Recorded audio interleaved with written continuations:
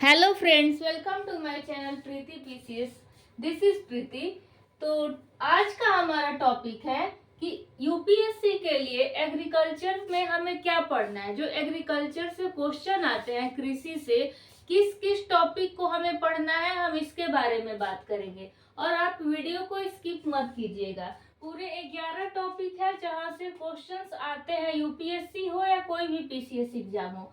तो कौन कौन सा टॉपिक है, पहले हम टॉपिक को समझ लेते हैं। उसके बाद हम एक एक टॉपिक में क्या पढ़ना है और उस टॉपिक से किस तरह के क्वेश्चंस बनते हैं उसकी बात करेंगे। The first topic is role of agriculture in Indian economy, यानी भारतीय अर्थशास्त्र में, भारतीय अर्थव्यवस्था में, हमारी इंडियन इकोनॉमी में एग्रीकल्चर यानी कृषि की कितनी भूमिका है, यानी हमारे जीडीपी में कितनी भूमिका है, कितने प्रतिशत लोग कृषि पर डिपेंड है, यानी कितना रोल है एग्रीकल्चर का। ठीक।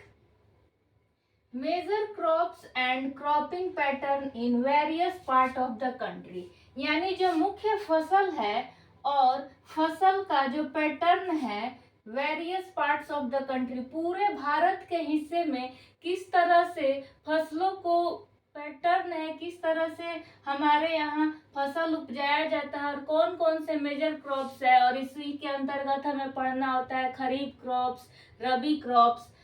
उसके बाद थर्ड टॉपिक है हमारा irrigation and irrigation system. Irrigation माने सिंचाई, सिंचाई और सिंचाई की व्यवस्था, किस तरह की सिंचाई की व्यवस्था है, नलकूप का ज्यादा यूज करते हैं या नहर का या तालाब का, ये सभी चीजों को इसमें हमें देखना है। कौन सा राज्य है जो सबसे ज्यादा नलकूप का यूज करता है या तालाब का, इस तरह के क्वेश्चंस पीसीएस में बनते हैं।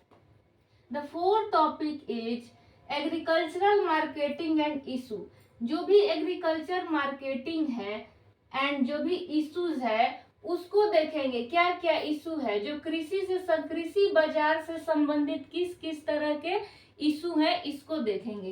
पांचवा टॉपिक है e technology in the aid of farmers, यानी किसानों के लिए हम विज्ञान और प्रौद्योगिकी की सहायता से किस तरह से उनका हम समय बचा सकते हैं और कम समय में ज्यादा प्रोडक्शन कर सकते हैं।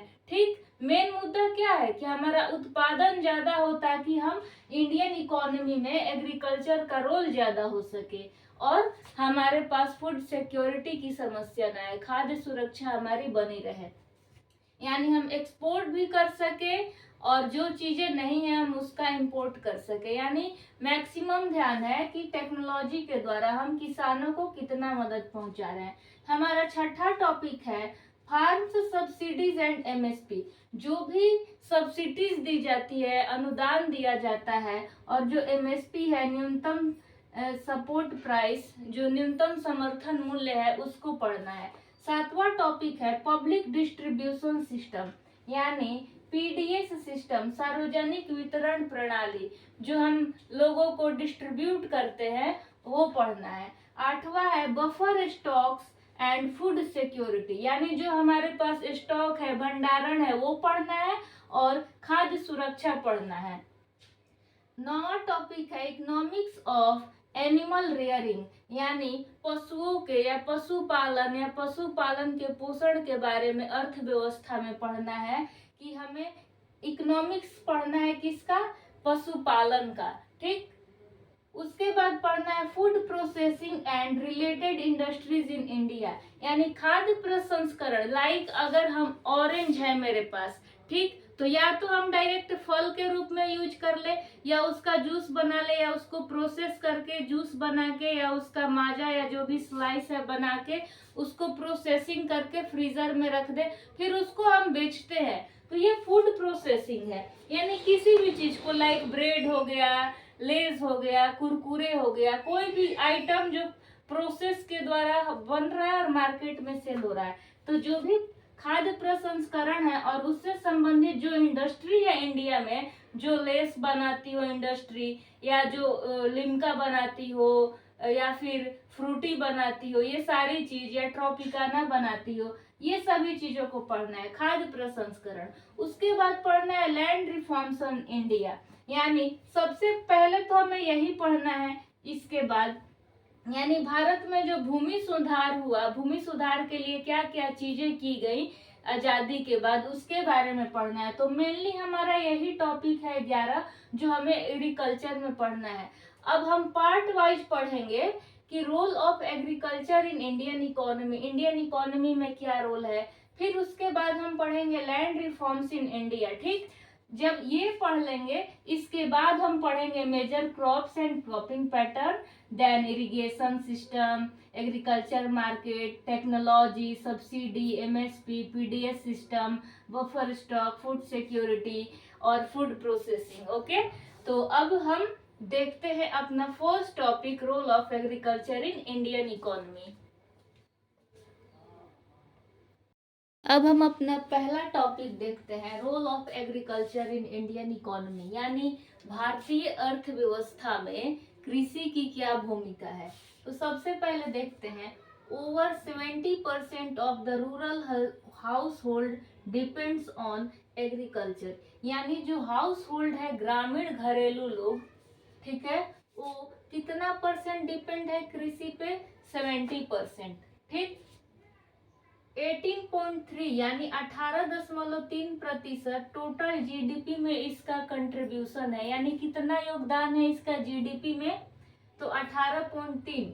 2020-21 में कितना था, 20.3%, 21-22 में 19% और 22-23 में 18.3%। ठीक है, जब कोविड आया था तो यही एक सेक्टर था जिसकी वजह से हमारा जीडीपी माइनस में बहुत ज्यादा नहीं गया।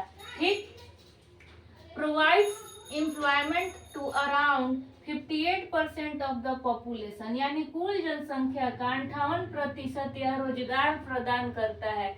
तो इसका रोल है ना इंडियन इकोनॉमी में, ये हमें रोजगार देता है 58%। एंड इट गिव्स, क्या क्या ये हमें देता है, तो food things like rice, wheat, coarse grains and pulses, यानी दाल, चावल, गेहूं, business crops like oil seeds, cotton and sugar cane, establishing crops like tea and coffee, plant crops like vegetables, blossoms, flowers, cashew यानी काजू and coconut। अब देखते हैं, there is a constant need for raw materials and most of the industrial of the country collect their source of raw materials from the agriculture sector, यानी बहुत सारे ऐसे industries हैं जो डिपेंड है पूरी तरह से एग्रीकल्चर सेक्टर पर रॉ मटेरियल के लिए, यानी कच्चे माल के लिए एग्रीकल्चर पे, एग्रीकल्चरल सेक्टर पे डिपेंड है बहुत सारे इंडस्ट्री। लाइक कॉटन, कॉटन बन जाएगा तो जब हम टेक्सटाइल इंडस्ट्री, अगर कपड़े का कारखाना बनाते हैं, फैक्ट्री लगाते हैं, तो हमारे पास रॉ मटेरियल सबसे इम्पोर्टेंट क्या है, कॉटन। कॉटन रहेगा तभी तो कपड़ा बनाएंगे। ठीक, बहुत सारे हैं, जैसे वेजिटेबल्स है। ठीक, वेजिटेबल्स अगर नहीं रहेगा, टोमेटो, बहुत सारे ऐसे सब्जी, तो हम टोमेटो से केचप नहीं बना पाएंगे, जो केचप वाले इंडस्ट्री हैं।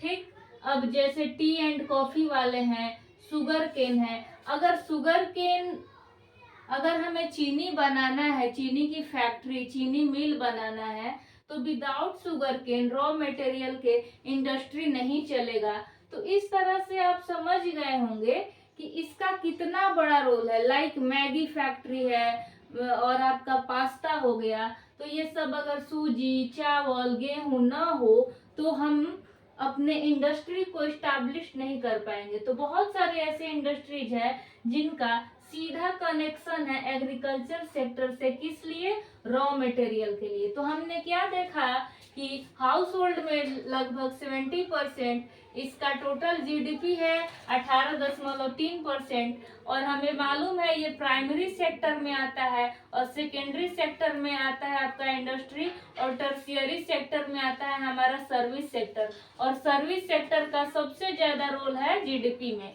और प्राइमरी सेक्टर का इतना रोल है। और ये हमें क्या क्या चीजें देता है वो हम समझ गए, यानी भोजन के लिए भी ये हमारे फूड सिक्योरिटी को भी बचा के रखता है, बिजनेस को बढ़ाता है। बहुत सारे स्टैब्लिश्ड क्रॉप है, लाइक टी है, कॉफी है, ये सभी चीजें हमें प्रदान करता है। और इंडस्ट्री को रॉ मटेरियल देता है। तो ये हमारा रोल हो गया इंडियन इकोनॉमी में, हमें ये इसकी भूमिका है। अब हम देखेंगे कि what is agriculture and agriculture का टाइप। उसके बाद हम जितने भी हमने 11 टॉपिक पढ़ा ना उसको कंप्लीट करेंगे। अब देखते हैं कि एग्रीकल्चर कितने तरह के होते हैं हमारे इंडिया में। टाइप्स ऑफ एग्रीकल्चर, ठीक। सबसे पहला है शिफ्टिंग कल्टीवेशन, इट मीन्स स्थानांतरित कृषि। सबसिस्टेंस फार्मिंग यानी गहन निर्वाह कृषि या जीवन निर्वाह कृषि। पेस्टोरिज्म यानी पशुचारण या चलवासी पशुचारण। और चौथा है इंटेंसिव फार्मिंग यानी गहन कृषि। अब हम एक एक करके समझते हैं। शिफ्टिंग कल्टीवेशन यानी झूम खेती क्या होता है। तो जब कोई भूमि का टुकड़ा कुछ समय तक फसल लेने के लिए चुना जाता है, यानी कोई हम भूमि लैंड ले लिए, इसको चूज कर लिए कि यहाँ पे हम खेती करेंगे, और जब वह फसल हो गई तो उसकी उर्वरता समाप्ति के बाद इसका परित्याग कर दिया जाता है और दूसरे टुकड़े को ऐसे ही कृषि के लिए फिर से चुना जाता है। यानी हमने एक भूमि लिया, जब तक उसमें अच्छी उर्वरता थी हमने खेती की, फिर उसको छोड़ दिए, फिर हम दूसरा लैंड चुन लिए। तो इसको कहते हैं स्थानांतरित कृषि, यानी ट्रांसफर कर रहे हैं यहाँ से वहां, शिफ्ट हो रहे हैं, शिफ्टिंग कल्टीवेशन। अब इससे रिलेटेड कुछ इंपॉर्टेंट पॉइंट है जिसको देखते हैं। उत्तर पूर्वी क्षेत्र में इसको झूम के नाम से जाना जाता है। पश्चिमी घाट यानी वेस्टर्न घाट में अगर शिफ्टिंग कल्टीवेशन होता है तो इसको कुमारी के नाम से जाना जाता है। मध्य प्रदेश में पेंडा, बेबर या दहिया के नाम से।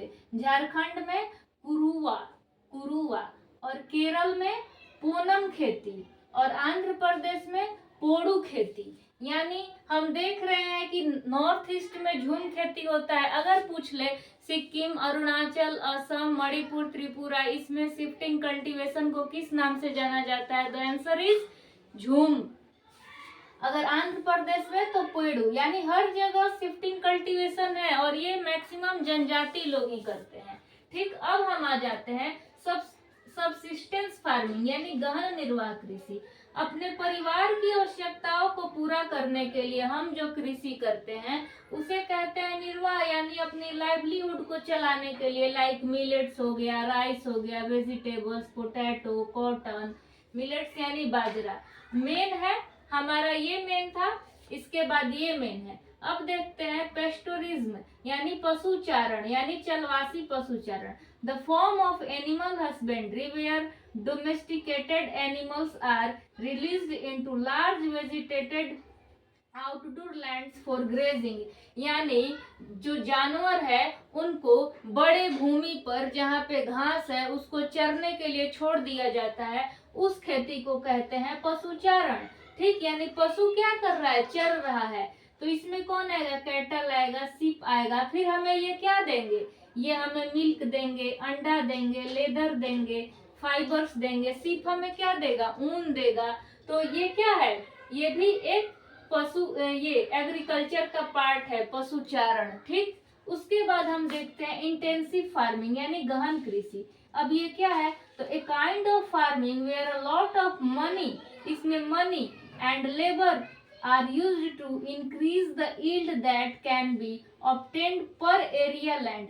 यानी पर एरिया लैंड यानी कि प्रति भूमि पर जिस पर मनी इन लेबर और आपका इंडस्ट्री से रिलेटेड मशीन्स वगैरह, पेस्टिसाइड, सब कुछ इसमें यूज किया जा रहा है इसको उपजाने के लिए, तो इसको कहते हैं गहन कृषि। यानी इंक्रीज करना है, बहुत सारा, मतलब छोटी ही चीज में बहुत सारी प्रोडक्टिविटी ले लेना, यानी उत्पादकता ढेर सारी हो जाए, इसी को कहते हैं गहन कृषि। लाइक इसका सबसे बेस्ट एग्जांपल है कॉर्न एंड सोयाबीन, यानी मक्का और सोयाबीन। अब हम देखते हैं कि अभी हमने जो चीज भी पढ़ा एग्रीकल्चर से रिलेटेड यूपीएससी में किस तरह के क्वेश्चंस बनते हैं और बीपीएससी में, तभी हमें ज्यादा मजा आएगा। जब तक हम क्वेश्चंस ना देखें तब तक हमें समझ नहीं आता कि कौन सा चैप्टर बहुत ज्यादा इंपॉर्टेंट है।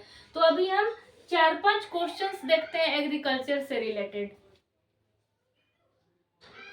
कुछ इंपॉर्टेंट क्वेश्चंस को देखते हैं इस तरह से पीसीएस और यूपीएससी में पूछा जाता है। पहला क्वेश्चन है, भारत सरकार ने 2023-24 फसल वर्ष के लिए खाद्यान्न उत्पादन का कितना लक्ष्य रखा है? 245 मिलियन टन, 332 मिलियन टन या 401 million ton? Right answer is 332 million ton. दूसरा क्वेश्चन है, कुल जीडीपी यानी सकल घरेलू उत्पाद में कृषि क्षेत्र का कितना योगदान है? तो हमने पढ़ा था कि 20-21 में 20.3, 21-22 में 19% और 22-23 में 18%। Right answer is 18%। ऑप्शन दिया है 10, 18, 25, 40। तो प्राइमरी सेक्टर यानी कृषि का कितना है? 18%। तीसरा है, भारत में खेती का एक आदिम रूप यानी झूमिंग को कहां पर वेबर या दहिया कहा जाता है? Option is Orissa, Chhattisgarh, Andhra Pradesh, Madhya Pradesh. तो अभी हमने जस्ट पढ़ा था कि मध्य प्रदेश में वेबर या दहिया कहा जाता है और आंध्र प्रदेश में पोड़ू कहा जाता है। ठीक है, अब देखते हैं कुछ UPSC type question. Consider the following statement. Statement first is, India is the world's third largest milk producer. Second option is, second statement is, Uttar Pradesh is the largest producer of milk in India. The first statement is totally wrong because India is the world's first largest producer, not third. Third है Pakistan, second है USA. तो हमारा answer क्या हो जाएगा? Only 2 is correct because Uttar Pradesh is the largest producer of milk in India. The last question of this, हमारा लास्ट question आज का है, with reference to purple revolution. Purple revolution के संदर्भ में consider the following statement. The first statement is, it is related to cultivation of lavender. Lavender एक फूल होता है जिससे इत्र बनाया जाता है और भी बहुत कुछ बनाया जाता है। ये लेवेंडर की खेती के से रिलेटेड है पर्पल रिवॉल्यूशन। CSIR यानी जो council of scientific and industrial research है, CSIR is the body responsible for the purple revolution. क्या पर्पल रिवॉल्यूशन के लिए जो रिस्पॉन्सिबल बॉडी है वो CSIR है? तो यहाँ पे दोनों स्टेटमेंट ठीक है, ओनली 1, ओनली 2, बोथ 1 and 2। तो इसका आंसर हो जाएगा सी, कि ये दोनों सही है। तो इस तरह के क्वेश्चंस आते हैं पीडीएस से रिलेटेड, एमएसपी से रिलेटेड, कुछ योजना जो कृषि से संबंधित हुआ है उससे रिलेटेड, या फिर एग्रीकल्चर से रिलेटेड, हमारे आज़ादी के टाइम से रिलेटेड अगर कुछ बैकग्राउंड में जाके पूछ ले, लैंड रिफॉर्म से पूछ ले, तो इस तरह के क्वेश्चंस आते हैं हमारे एग्रीकल्चर में। तो उम्मीद करते हैं आज का वीडियो आपको पसंद आया होगा। मिलते हैं नेक्स्ट वीडियो में। नेक्स्ट वीडियो में हम जो 11 टॉपिक बताए थे उसका हम सेकंड टॉपिक स्टार्ट करेंगे। Thank you so much guys for watching this video.